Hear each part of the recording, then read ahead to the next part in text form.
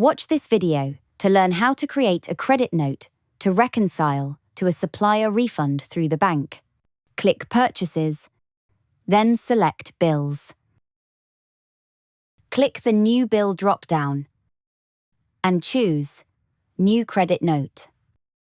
First, enter the supplier name in the From field and select them from the list.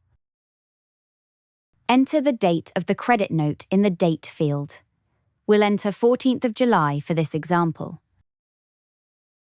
Then, add an optional reference to easily identify the credit note. For example, we'll enter the reference of the original bill the credit note relates to.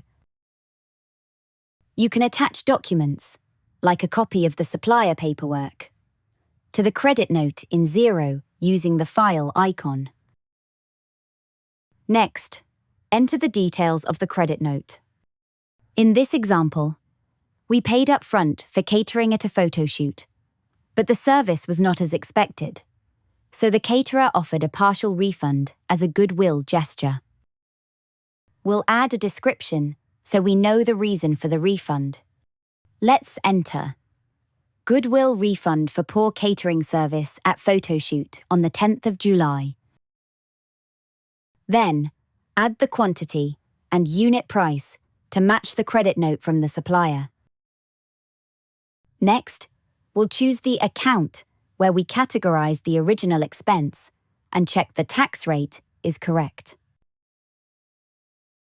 Once you've completed the credit note fields, click Approve. Now we need to ensure we can allocate the bank receipt for the refund to the credit note when it appears on the bank statement.